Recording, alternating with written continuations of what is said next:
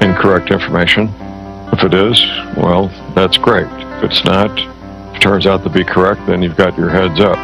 So I asked the question this morning to all of you out there, to the several thousand of you listening to me on the morning of July 11th. What would you do if you had 6 years to prepare? What would you do if you had 6 months to prepare?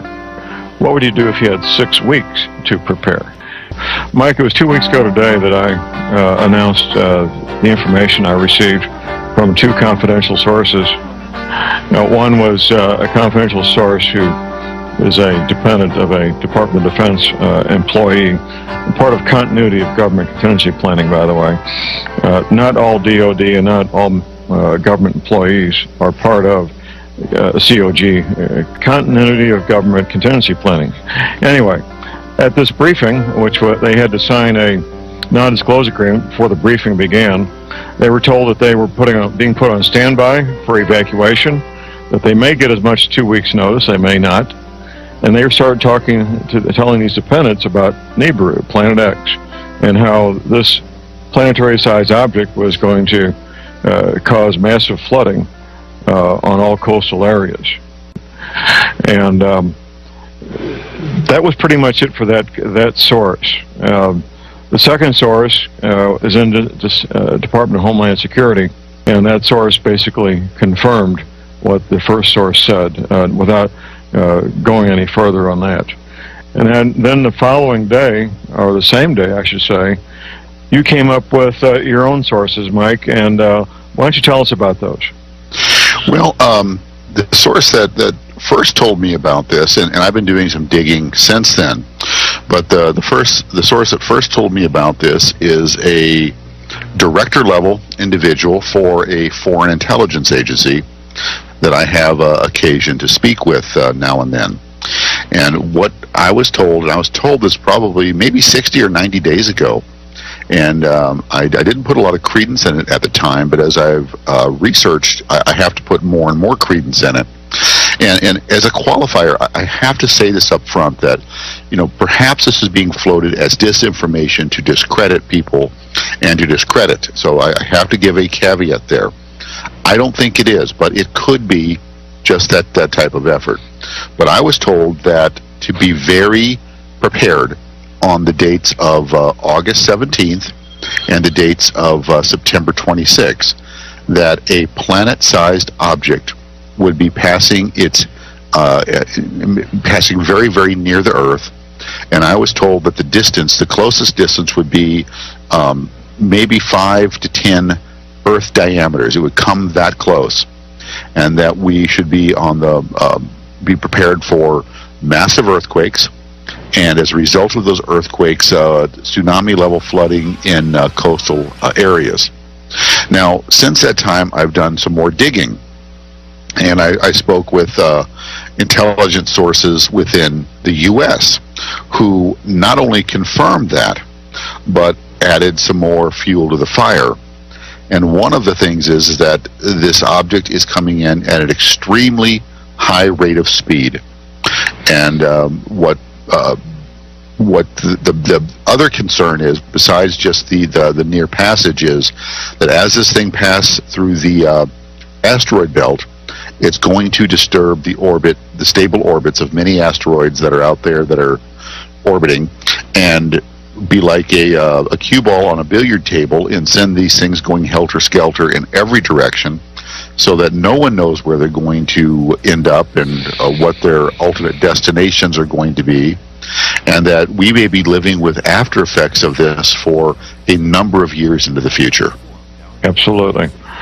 And then you had a second source, I understand, as well. Well, the second source was the one within the U.S. government. There was another, my primary source was from a foreign intelligence agency. Right. The distance that you described, 10 times the Earth is about 24,000 miles in diameter. So 10 times that would only be 250,000 miles. That's about the distance of the moon, by the way. Yeah, that's close. And I've been told that the size of this object could be as big as the moon. Could be. It is being tracked currently, and the primary tracking station is that large dish in Puerto Rico, I believe it is. So I'm trying to learn more and as much as I can, as quickly as I can, because this will affect a lot of people. Now, I also have to tell you, I have been told point blank information that I can't share, because I was told if I go on the air with this, that my truck's going to blow up with me in it. And Okay. and mostly what that has to do with the high rate of speed it's traveling at, and how it achieved that high rate of speed. The term slingshot comes to mind. Right. Right. So, Well, when this thing comes into our solar system, Mike, it comes up. It's coming from the south, by the way, and as it gets deeper into our solar system, approaching our sun, it picks up speed. Does a loop-to-loop around the sun, excuse me, where it slows down and then starts picking up speed as it goes back out. Now, the size you're describing is not the size I've been hearing forever for the 10th planet. This sounds like something far smaller. Our moon is a fairly small rock compared to the size of Planet X or Nibiru. So I'm a bit confused on that. I have been told also that Nibiru, or the 10th planet, has a debris field about 250,000 miles wide, which would put us well within the debris field if it's coming that close. Well, John, I have to be honest here, and I don't know what I don't know, and I'm having a hard time discerning what is real information from what is disinformation. Right. Because that's one of the things that the powers that be will do. Right. And so it's up to us to use our own discernment to try to determine, hey, what's real and what's bunk. And I'm struggling with this. I have to be very honest. Well, and I've described this live on the air. I know you typically don't listen to my show because you're trying to get ready for your own, Mike. But typically what I do with this is, first of all, I describe the quandary that I find myself in, and I think you find yourself in also. We come across information like this from reliable sources that don't know each other. If it's true and we don't report it, then we could be directly responsible for a lot of lives being lost. If it's not true and we report it, well, then we get some egg on our face and life goes on. What I'm doing, Mike, is encouraging people to look at these dates as a opportunity for a training opportunity for us to evaluate our prudent preparedness, develop a plan A, a plan B, maybe even a plan C, to be able to evacuate if we live on a coastal area and be able to have a safe haven to go to.